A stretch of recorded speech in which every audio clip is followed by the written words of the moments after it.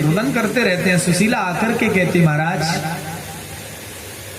आज बच्चों को 8 दिन हो गए, अन्न का टुकड़ा इनके पेट में नहीं गया, कुछ परिश्रम करके इनके लिए कुछ लेके आइए।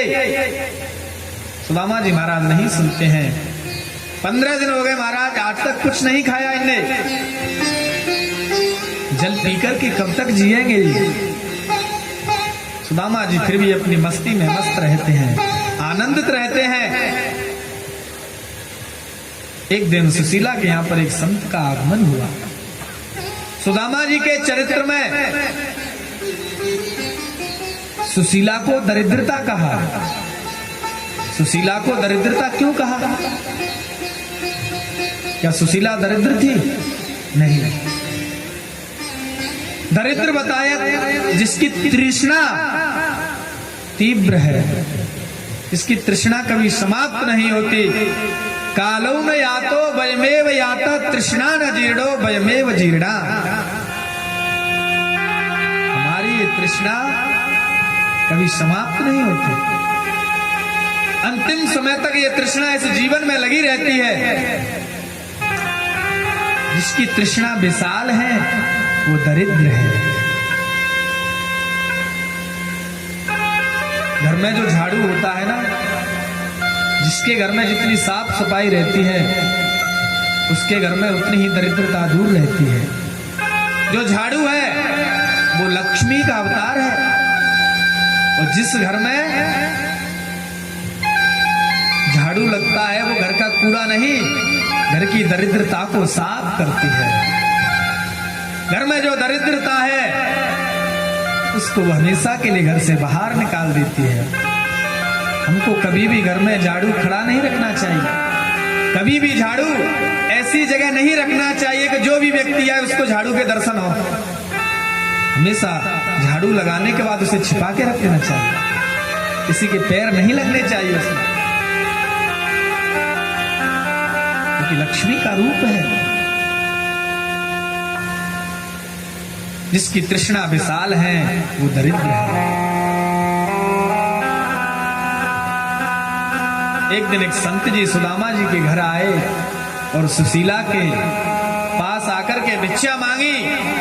सुशीला ने कहा, महाराज मेरे घर में तो बेटी का जन्म हुआ है, सूतक लगा हुआ है, मैं आपको कुछ नहीं दे सकती। सुदामा जी ने पूछा, संत ने जैसे ही पूछा, सुशीला कैसा सूतक, कब से लगा है? बोले महाराज ये तो बहुत समय से लगा हुआ है, जब से मैं इस घर में आई हूं तब से सूतक लगाई है। क्या नाम है बेटी का? दरिद्रता। मेरे घर में जो सूतक है वो दरिद्रता है।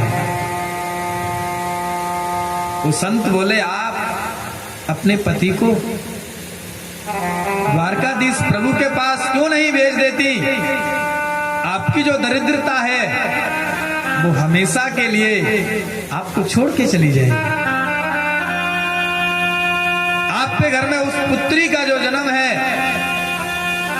हमेशा के लिए आपको छोड़ के चली जाएगी। संत जी कहने लगे, क्योंकि द्वारकाधीश प्रभु आपके ते पति के मित्र भी हैं, साथ में पड़े हुए हैं। संत तो ऐसा बोल करके चले गए। सुशीला जी आकर के सुदामा जी के पास बैठी और बोली, महाराज मैंने सुना है कि द्वारकाधीश प्रभु तुम्हारे मित्र हैं। सुदामा जी ने आज तक अपनी सुशीला को नहीं बताया कि वो हमारे मित्र हैं। सुशीला जी ने कहा, महाराज आप जाइए और उनसे मिलकर के आइए। यदि आपके मित्र राजा हैं तो कुछ हेल्प करेंगे हमारी, आप जाइए तो सही। सुशीला जी बात अच्छी तरह से जानती थी, यदि मैं इनसे कहूंगी कि आप जाओ, जाके कुछ वहां से मांग के ले आओ, उनके यहां से कुछ मांग लाओ, तो जो मेरे पति सुदामा हैं ये कभी भी जाने के लिए तैयार नहीं होंगे, ये कभी भी नहीं जाएंगे। कह रही है महाराज आपके वो मित्र हैं, तो मित्र से कम भेंट मुलाकात तो करे आओ आप जाके। जब बार बार सुशीला सुदामा जी से कह रही है तो सुदामा जी विचार करने लगे कि जब मेरी सुशीला बार बार कह रही है तो वो मेरा बचपन का मित्र है। सुशीला से सुदामा जी बोले वो भूल गया होगा, अरे वो राजा है, हम गरीब से कौन दोस्ती रखेगा, वो भूल गया होगा। क्योंकि संसार में जिसके पास पैसा आ जाता है, बेटा माँ बाप को भूल जाता है, दोस्त अपने मित्र को भूल जाता है। जिस बेटे के लिए माँ बाप ने परिश्रम करके उसे पढ़ाया और वो बेटा डॉक्टर बनकर के जब सिटी में रहने लगा तो माँ बाप घर से फोन करते हैं, बेटा हमारी तबीयत खराब है, कुछ पैसे डाल दो। बेटे का जवाब मिलता है, माँ यहां मैं अपना खर्चा अच्छे से नहीं चला पा रहा, तुम्हारे लिए दवाई के लिए पैसे कहां से डालूं? ये जवाब मिलता है। उस मां के हृदय से क्या बीतती होगी। पिता टूटी चप्पल पहन के घूमता रहता है सिर्फ किस लिए? अपने बच्चे के लिए। रात दिन परिश्रम करता है इसलिए अपने बच्चों के लिए। और वही बच्चा जब कुछ बन जाए उसके बाद कहे मैंने कोई ठेका ले रखा है क्या आपका, मैं अपने आजीवन को अच्छे से चला नहीं पा रहा, आपका कैसे चलाऊं? उस माँ बाप के हृदय पे क्या बीतती होगी ये तो वही जाने। जिन माँ बाप ने हमको जन्म दिया, इस संसार में इस शरीर को प्रदान किया, और हम उन माँ बाप से कहें कि आपने हमें क्या दिया? एक बच्चा अपनी माँ से कहता था जब बड़ा होकर के कि माँ मैं आज तुझे तेरे कर्ज से मुक्त कर देता हूं, बता। उसकी माँ ने कहा कर देगा बेटा? बोले हाँ। जब तू बचपन में छोटा था ना तो रात्रि में जब तू लघुशंका कर देता, मैं तुझे सूखे में सुलाती, खुद गीले में लेटती थी। आज बिस्तर लगाया, उस पर 2 लोटे पानी के डाले और कहा इसमें सूखे दिखाओ तुम, नहीं सो सकते ना, लेकिन तुझको मैंने सूखे में सिलाया और मैं गीले बिस्तर पर सोई। चुका सकता है? मां के कर्ज को कोई नहीं चुका सकता, कभी मुक्त नहीं हो सकता। सुदामा जी कहने लगे कि संसार सिर्फ एक स्वार्थ का है, सब भूल जाते हैं। जब बेटा माँ बाप को भूल सकता है तो वो तो मेरा मित्र है, मुझे भूल गया होगा, मैं नहीं जाऊंगा। सुशीला कहने लगी नहीं नहीं प्रभु आप जाइए, आपको वो नहीं भूलेंगे, और भूल गए हो तो आप वापस लौट के आ जाना।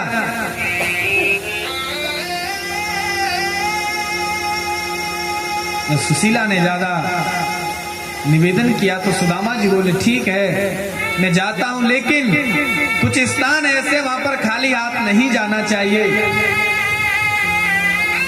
मैं अपने मित्र के घर जाऊंगा तो क्या लेकर के जाऊं, क्या है ले जाने के लिए? सुशीला के घर में कुछ नहीं है जो दे सके। गुरु के यहाँ, मित्र के यहाँ, बेटी के यहाँ और भगवान के दरबार में कभी खाली हाथ नहीं जाना चाहिए, कुछ न कुछ अवश्य लेके जाना चाहिए। तो आज सुदामा जी जब अपने मित्र के यहाँ जाने के लिए तैयार हुए तो बोले क्या लेकर के जाऊं मैं, कुछ है? सुशीला बोली कुछ नहीं है, लेकिन मैं कुछ इंतजाम करती हूँ, आप ठहरिए स्वामी। पड़ोसी के यहाँ जैसे ही जाते, पड़ोसी सुशीला को आते हुए देखते हैं, अपने घर का दरवाजा बंद कर लेते हैं। घर का दरवाजा बंद कर लेते हैं कि आज फिर पता नहीं क्या मांगने के लिए आई होगी। इसका तो काम है मांगना। पड़ोसी दरवाजा बंद कर लेते हैं। सुशीला जाके खटखटाती है, बहन एक बार और दे दीजिए, मैं निश्चित ही सबका वापस कर दूंगी। पड़ोसी पहले तो दरवाजा नहीं खोलती, जब ज्यादा निवेदन करती है तो दरवाजा खोलने के बाद एक ही प्रश्न होता है, एक मुट्ठी की 4 मुट्ठी वापस लूंगी, दे पाओगी?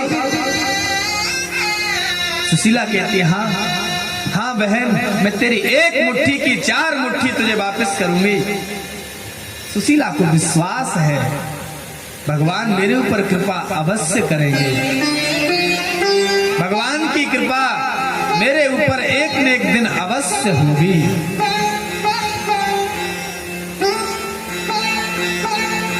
सुशीला कहती है एक मुट्ठी की 4 मुट्ठी मैं वापस कर दूंगी। अपने पड़ोसियों से एक मुट्ठी, दूसरे पड़ोसी से दूसरी मुट्ठी, ऐसे लेकर के 4 मुट्ठी एकत्रित कर ली। कोई कहती है एक मुट्ठी की 5 मुट्ठी लूंगी। सुशीला कहती है हाँ बहन, तुझे एक मुट्ठी की मैं 5 मुट्ठी वापस करूंगी। सुशीला का प्रेम भगवान के प्रति, मैं भगवान के लिए कुछ भी कर सकती हूँ। इस प्रकार जब मांग करके लाई, उसके घर में कोई ऐसा वस्त्र नहीं है जिसमें उन मुट्ठी चावलों को बांध सके। उसके घर में ऐसा कोई वस्त्र नहीं। एक वस्त्र को लिया, जिसको डबल किया, तिबल किया, उसके बावजूद उसमें अनेक छिद्र है। चावल को रखे उस फटे हुए वस्त्र में सुदामा जी को दिया कि महाराज आप ये लेकर के जाइए, और तो कुछ नहीं है यहाँ। सुदामा जी महाराज अपने हाथ में सांटी लेकर के और उस पोटरी को कांख में दबा करके धीरे धीरे चल रहे हैं। भगवान का तो स्वभाव है। सुदामा जी महाराज कुछ ही चल पाए थे, रात्रि में शयन किए। जो तू आवे एक पग, मैं आऊं पग 60, पीछे पीछे मैं फिरूं, कबहू न छोड़ूं साथ, कबहू न छोड़ूं साथ। सुदामा जी महाराज भगवान से मिलने के लिए जा रहे हैं।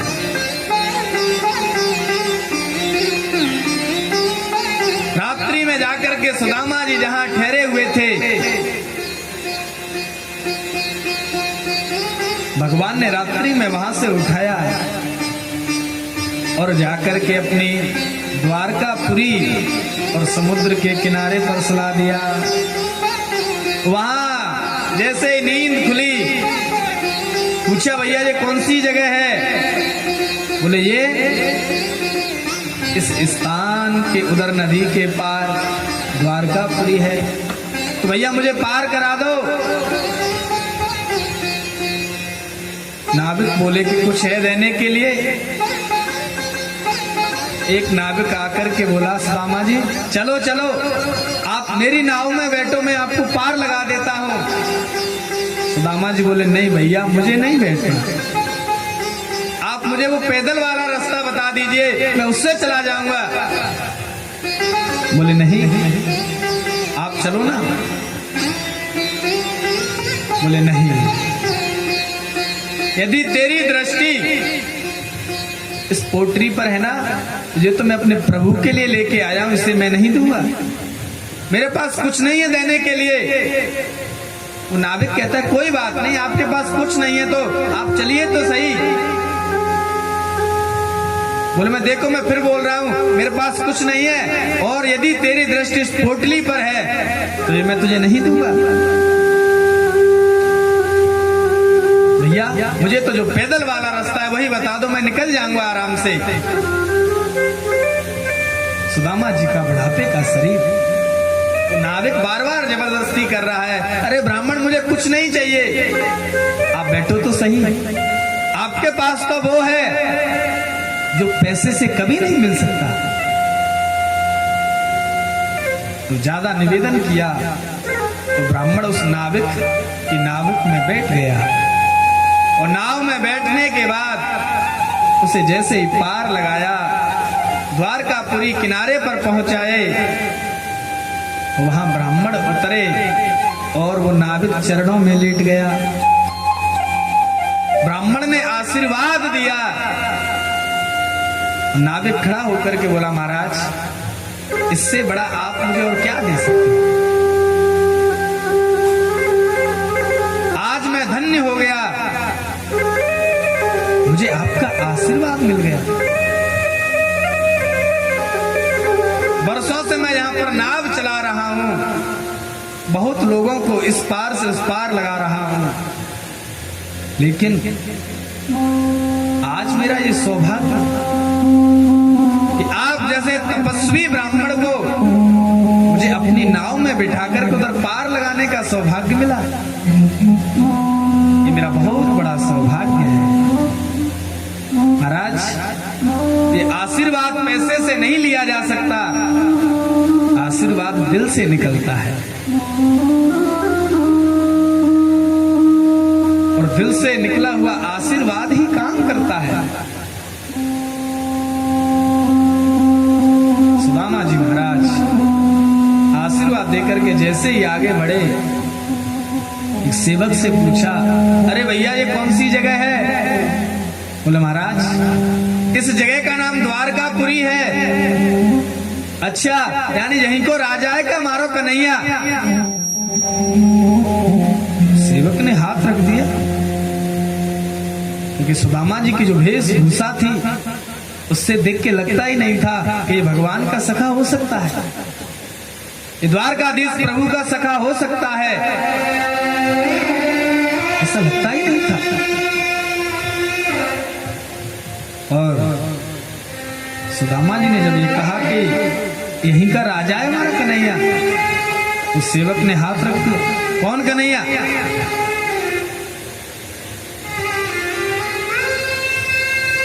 देखने लगा सुदामा की ओर और बोला, यहाँ के वो महाराज हैं, तुम जैसे जाने कितने मिलने के लिए आते वहां। सुदामा बोला, ठीक है भैया कोई बात नहीं, लेकिन मुझे उसके घर का रास्ता तो बता दो, मुझे उसके घर का रास्ता बता दो। वो कहता है, उनके घर का रास्ता, जितने ये महल खड़े हुए हैं ये सब उन द्वारकाधीश के ही तो हैं। और किसके महल है ये? ओहो, सुदामा जी प्रसन्न हो गए। सुदामा जी ने ये शब्द सुना कि इतने सारे महल मेरे द्वारकाधीश के हैं, प्रसन्न हो गए। ओहो, मेरा मित्र कितना बड़ा आदमी बन गया, लेकिन कहीं भूल तो नहीं गया होगा मुझे? नहीं नहीं, वो ऐसा नहीं था, बिल्कुल नहीं भूला होगा मुझे। सुदामा जी आगे बढ़कर के जैसे ही रुक्मणी के कक्ष पर पहुंचे, और उस कक्ष पर जाकर के द्वारपालों ने रोक दिया, कहां जा रहे महाराज?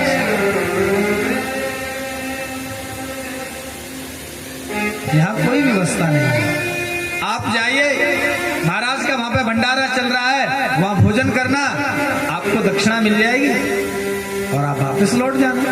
यहाँ क्या है? सुदामा जी महाराज चुप खड़े हुए, चेहरा प्रसन्न है। बोले, नहीं नहीं भैया, मैं कुछ लेने के लिए नहीं आया हूँ। हाँ हाँ, सब ऐसे ही कहते हैं, मैं कुछ लेने के लिए नहीं आया। तो किस लिए आए हो भैया? मैं कह रहा हूँ ना, आप वहां जाइए, भगवान के दरबार में बहुत अच्छी व्यवस्था है, अन्न क्षेत्र चल रहा है, आप जाइए वहां भोजन करिए, और आपको आपके हिसाब से दक्षिणा भी मिल जाएगी, तो लेकर के आप चले जाना।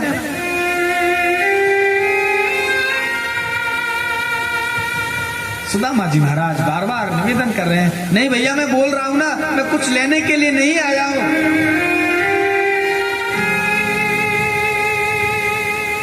द्वारपाल अंदर नहीं जाने दे। सुदामा जी ने कहा, मैं लेने के लिए नहीं आया हूं, मैं कुछ देने के लिए आया हूं। द्वारपाल हंसने लगे, खुद के पास है नहीं, इनको क्या देने के लिए आया है। सुदामा जी महाराज की आंखों से आंसुओं के झरने लग गए। हाँ, अब महाराज हो गया है ना, हो सकता है मुझे उसके दर्शन नहीं हो पाए, लेकिन बाहर खड़े खड़े कन्हैया को याद कर रहे हैं कि मैं आज बिना दर्शन किए वापस लौट के नहीं जाऊंगा। द्वार पे खड़े हुए द्वारपाल ने उनकी बात पे गौर किया, उनकी बात पर ध्यान दिया। हो सकता है शायद भगवान से मिलने के लिए तो रोज आते हैं, कोई अत्यधिक प्रेमी ही नजर आ रहा है, जो कि इस प्रकार देखो रुदन कर रहा है और रो रहा है मिलने के लिए। एक द्वारपाल बोला कि रुकिए, मैं अंदर जाता हूं और यदि वो मुझे आज्ञा देंगे तो मैं आपको प्रवेश दे दूंगा। भगवान भोजन कर रहे थे, रुक्मणी जी ने भोजन की थाली लगाई, द्वारपाल ने आके प्रणाम किया और भगवान से कहा, महाराज आपसे कोई मिलने के लिए आया है। भगवान ने कहा, जब मिलने का समय निर्धारित है तो इस समय किससे मिले हम। महाराज मैंने कहा मिलने का समय सभा में है, घर पे नहीं। महाराज कुछ ज्यादा ही प्रेमी लग रहा है वो। कौन है, क्या दशा है। शीस पगा न झगा तन पे। महाराज उसके शरीर पर कपड़े नहीं है, एक धोती है, वो भी फटी हुई, फटी धोती। मेरे राज्य में इतनी दीन दशा किसकी है। महाराज मैंने कहा उससे कि जाओ भंडारा चल रहा है, वहां कर लेना भोजन, आपको प्रसादी में अच्छा भोजन मिलेगा और बाद में दक्षिणा देके आपको विदा कर दिया जाएगा। लेकिन नहीं महाराज, वो तो कह रहा है मुझे कुछ नहीं चाहिए, मैं कुछ लेने के लिए नहीं आया। कौन है वो। शीस पगा न झगा प्रभु जान को आए बसे के ही ग्रामा। धोती पठी सिलटे दुपटे और पाए ओ पा नहीं की नहीं सामा।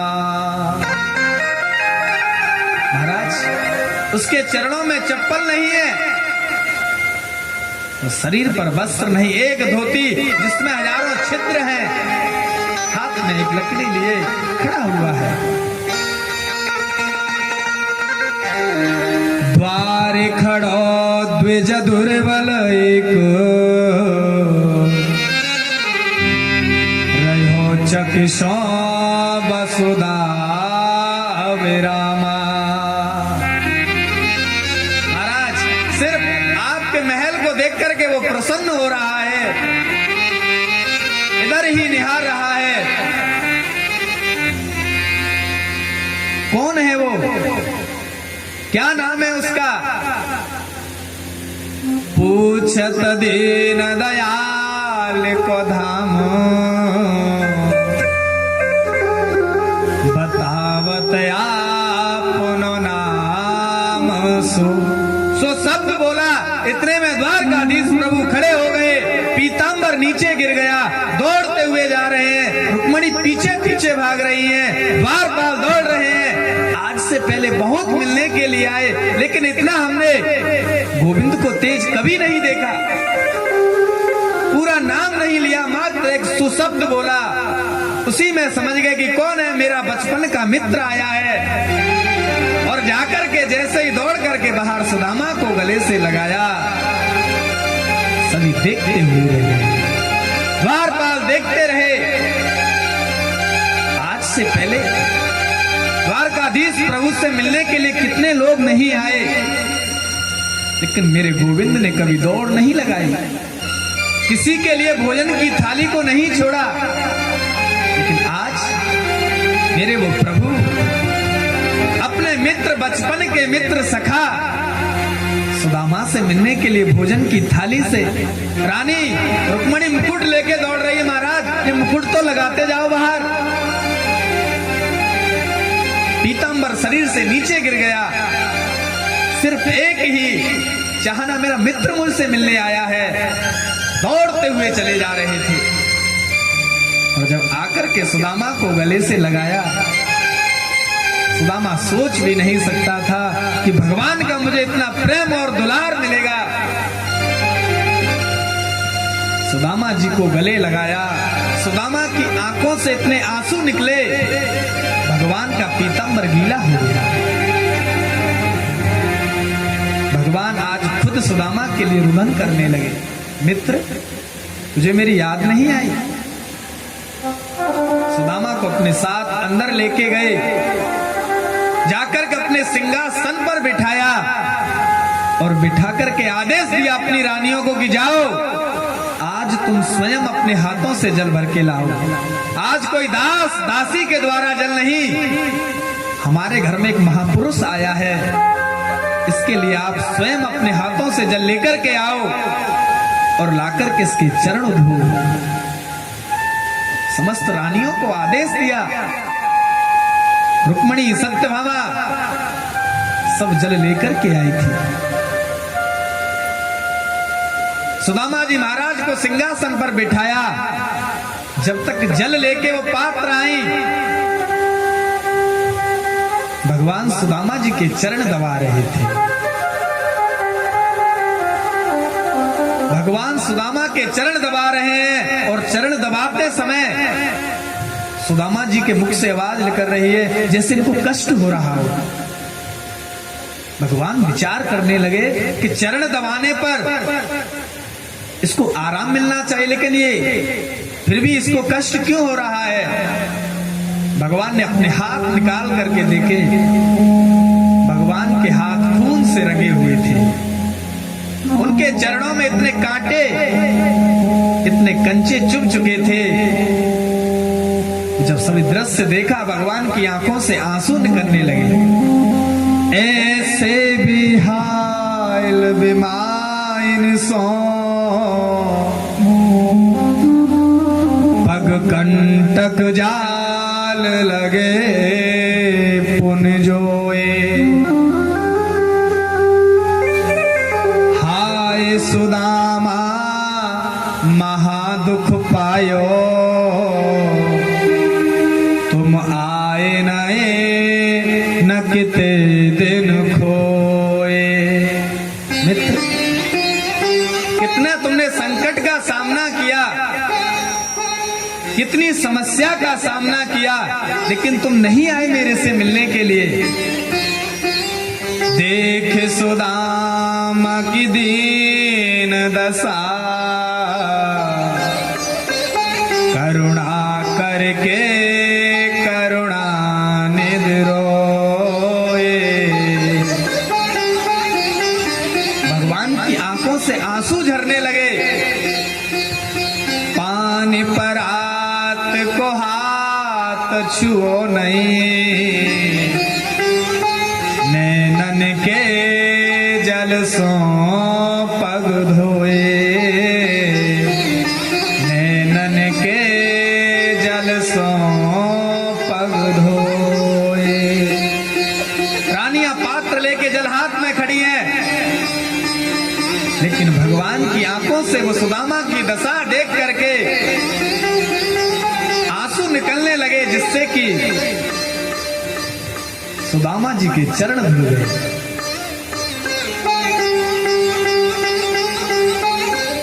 द्वारकाधीश प्रभु और सुदामा का बड़ा स्नेह और प्रेम,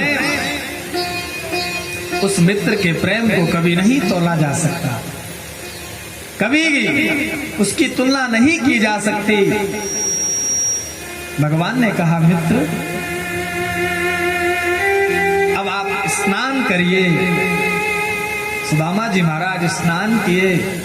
स्नान करने के बाद राजसीय वस्त्र मंगाए प्रभु ने और कहा इनको आप धारण करो। राजसीय वस्त्रों को धारण कराया और सुदामा जी को अपने कक्ष में लेकर के गए और बिठाया, बढ़िया भोजन कराया। भोजन करने के बाद अब भगवान चरण दबा रहे हैं।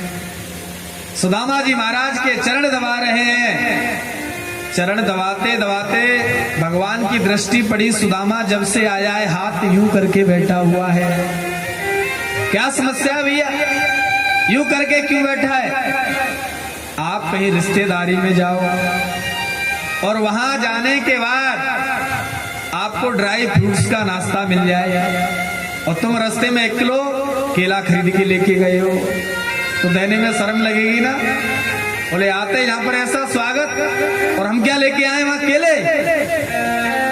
तो सुदामा जी विचार कर रहे हैं कि इस राजा के यहाँ मैं इन मुट्ठी चावलों को देकर के क्या अपना अपमान रखूं? नहीं नहीं, तुम देना नहीं चाहते। ये बात भगवान जानते हैं। भगवान कहने लगे भैया सुदामा एक बात बता, जब से आप आए हो मैं आपको यूं करके देख रहा हूं, क्या समस्या है?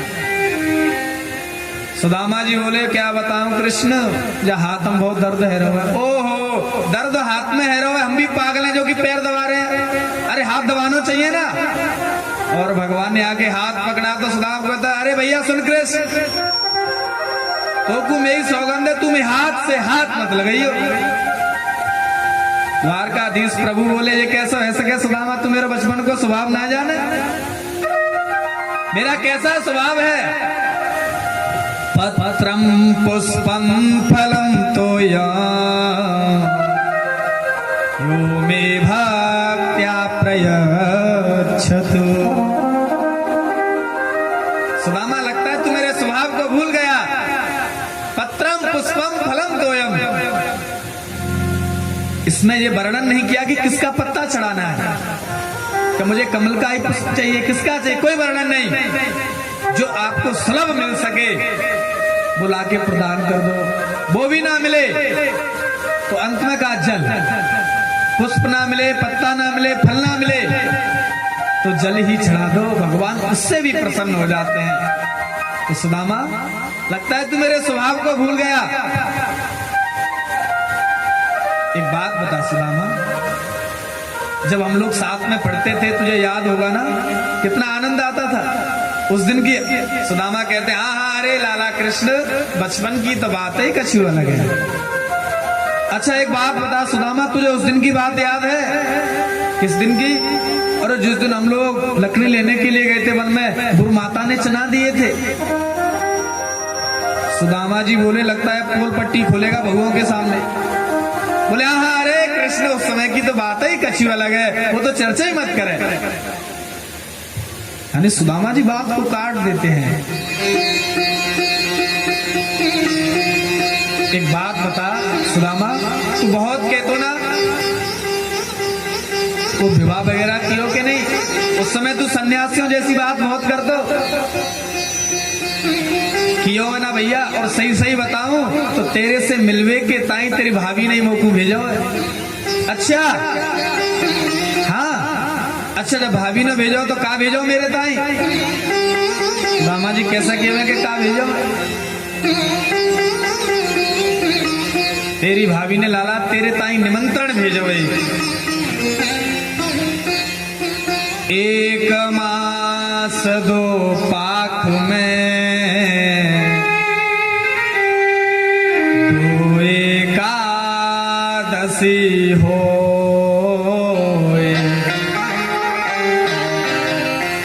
सो प्रभु दीन दयाल ने नित प्रतिदीनी मोए। कृष्ण तेरी मैया ने कहा है 1 मास 2 पाक में 2 एकादशी होए। एक महीने में 2 पक्ष होते हैं और उसमें एक एकादशी एक पक्ष में होती है, पूरे महीने में 2 एकादशी। लेकिन सो प्रभु दीन दयाल ने नित प्रत दीनी मोय। हे गोविंद, वो एकादशी मेरे घर में रोज होती है, मेरे घर में कभी द्वादशी आती ही नहीं। तो कुछ खाने के लिए नहीं है, द्वादशी कैसे आए? जब ये शब्द सुना तो भगवान ने उसके निमंत्रण के अनुसार उसको जवाब पहुंचा दिया। होनी थी सो हो गई, अब ना ऐसी हो।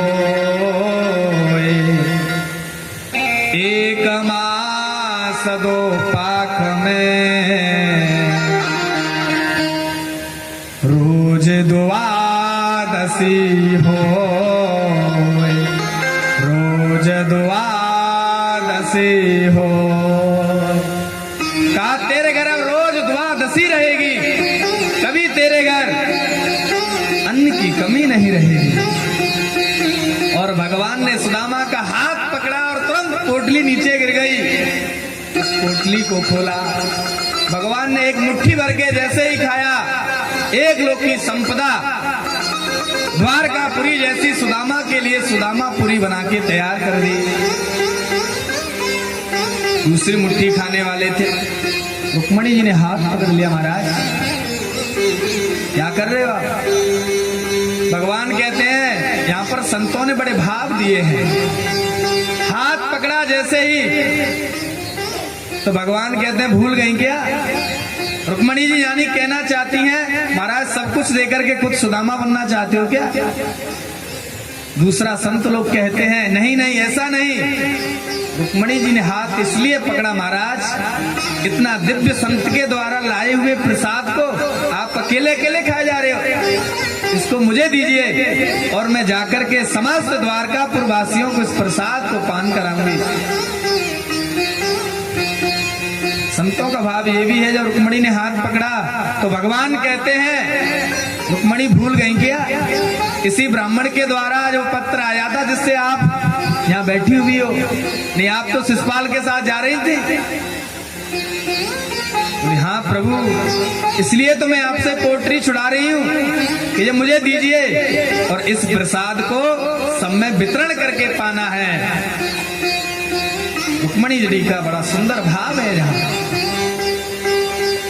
द्वारकाधीश प्रभु से सुदामा बोले क्यों कृष्ण एक बात बता, तूने सारी बात मेरे से तो पूछ ली, लेकिन तू तो बता तेरा विवाह भयो के ना ये कौन है? वहां पर 2-3 रानियां खड़ी हुई थी। भगवान पहले तो नीचे सिर किए, अरे क्या हुआ कृष्ण? बोले महाराज मत पूछो, जो खड़ी हैं सब वे ही हैं। ओहो 2-2 3-3 विवाह, अरे वाह कृष्ण। भगवान कैसे बोले 2-3 ही है? सुदामा जब तू आया हो तो सबको आशीर्वाद ही देके जा। बोले ठीक है भैया। जैसे ही आके रुक्मणी ने प्रणाम किया, पुत्रवान भवा पति प्रिया भवा सौभाग्यवती भवा। दूसरी सत्यभामा ने प्रणाम किया, ओहो पति प्रिया भवा सौभाग्यवती भवा पुत्रवती भवा।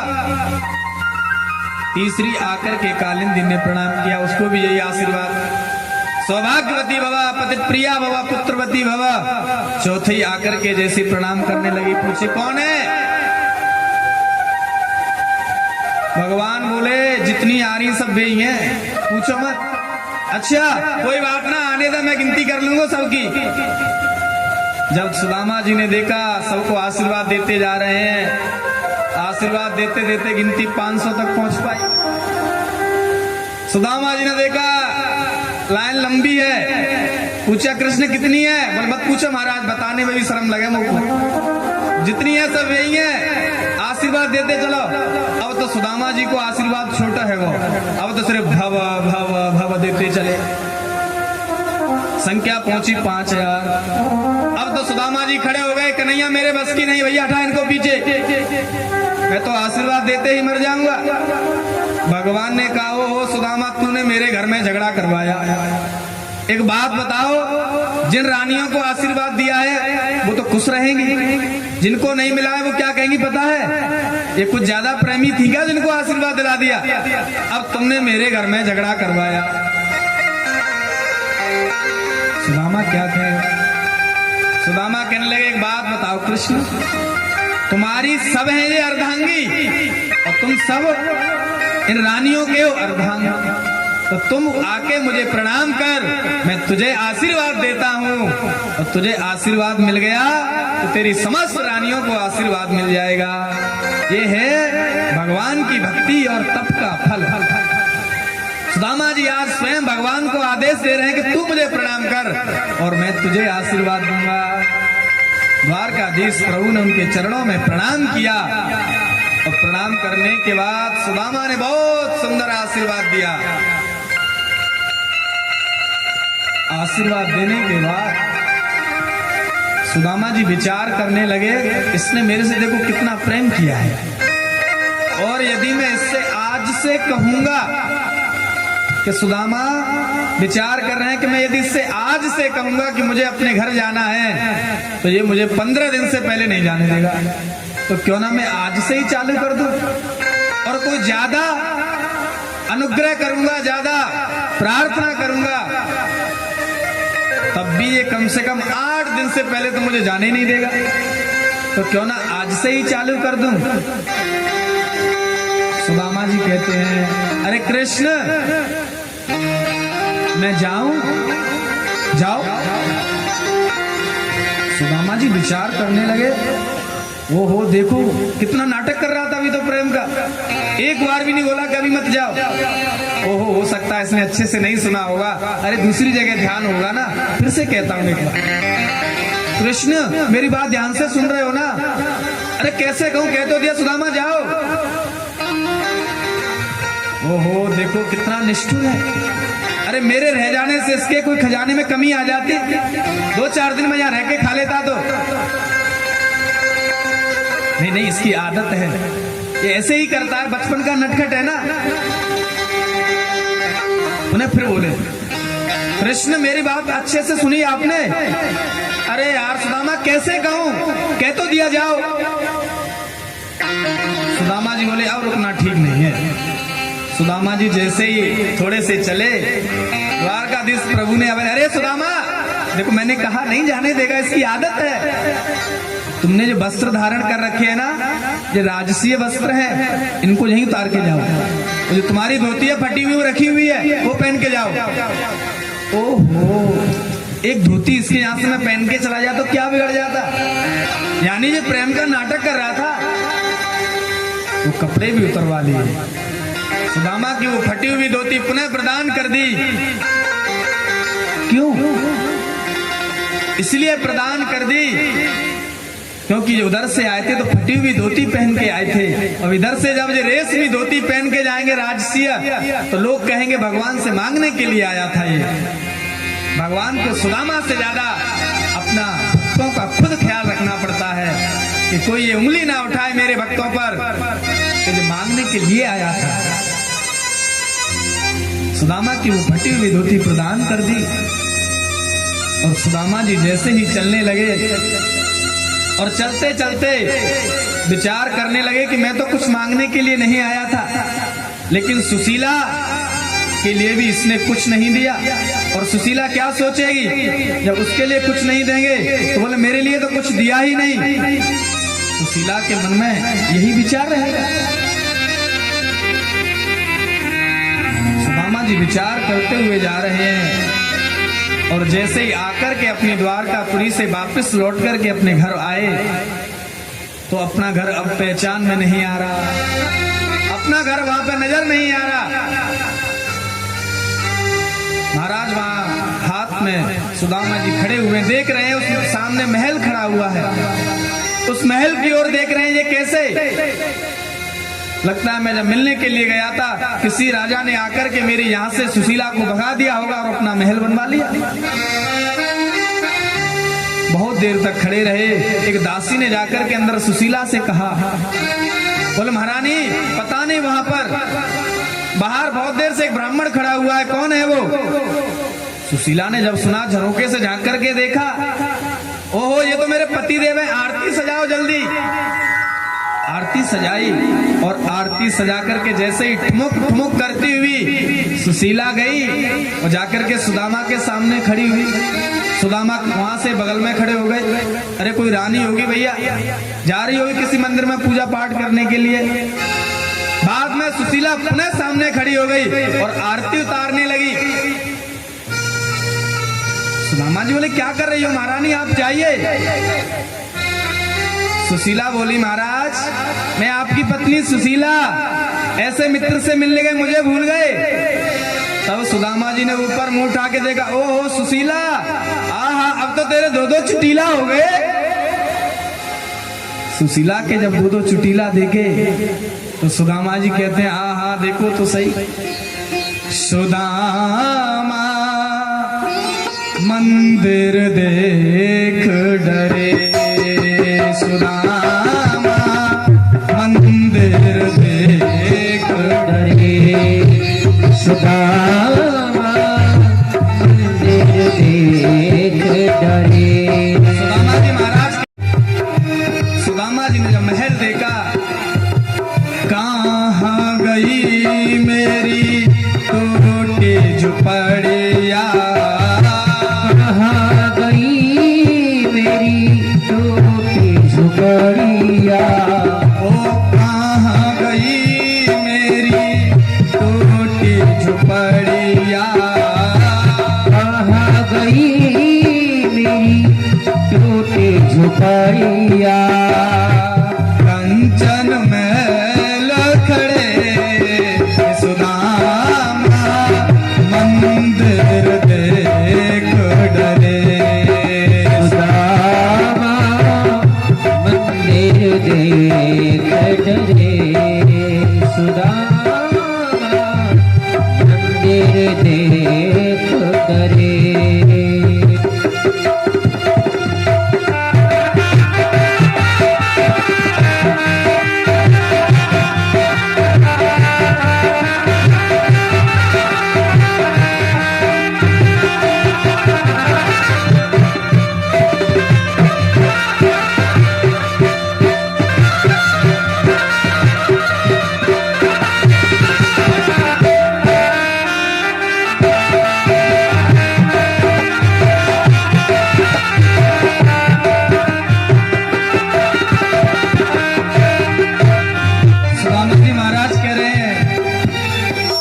घर पर तो एक गाय थी,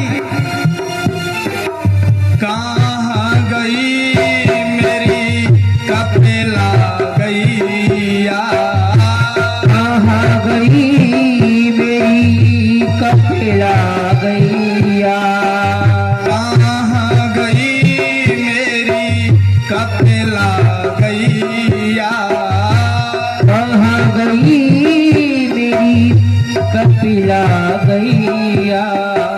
हाथी घोड़ा खड़े सुदामा मंदिर देख डरे, सुदामा मंदिर देख डरे, सुदामा मंदिर देख डरे।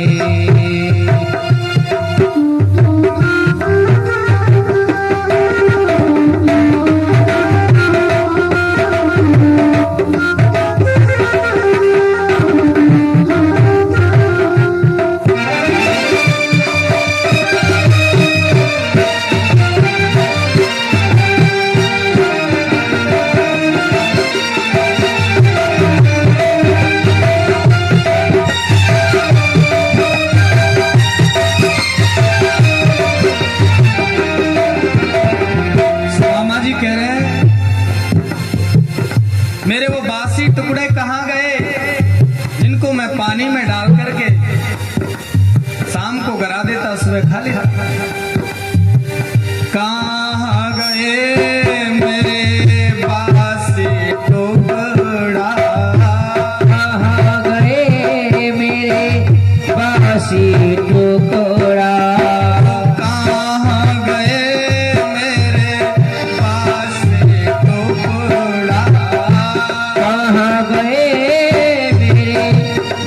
बासी टुकड़ा यहाँ तो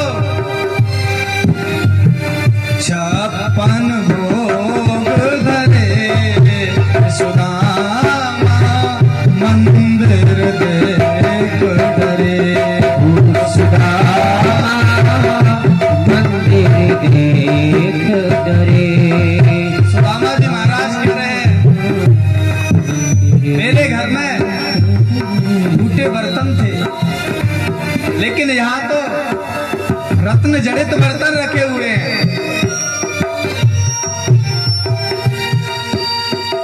कहाँ गई मेरी फूटे थाली, कहाँ गई मेरी फूटी थाली कहाँ गई मेरी फूटे थाली, कहाँ गई मेरी फूटी थाली बर्तन रतन जड़े सुदामा मंदिर देख डरे सुदामा मंदिर देख डरे सुदामा मंदिर देख डरे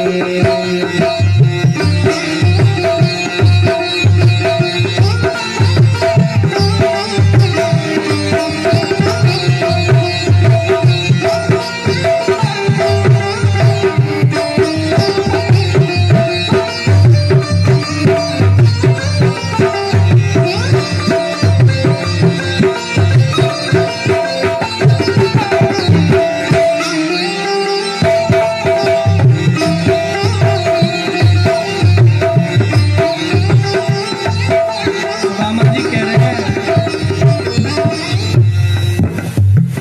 कहाँ गई मेरी शीला नारी, कहाँ गई मेरी शीला नारी कहाँ गई मेरी शीला नारी, कहाँ गई सुशीला नारी नारिन झुंड खड़े सुदामा मंदिर देख डरे सुदामा मंदिर देख डरे सुदामा मंदिर देख डरे कहाँ गई मेरी कहाँ गई मेरी राम झुकरिया कंचन महल करे सुदामा मंदिर देख डरे सुदामा मंदिर देख डरे वो सुदामा मंदिर देख डरे मंदिर देख डरे मंदिर देख डरे बोले सुदामा जी महाराज के जय भक्त वत्सल भगवान के जय जय श्री राधे श्याम दिव्य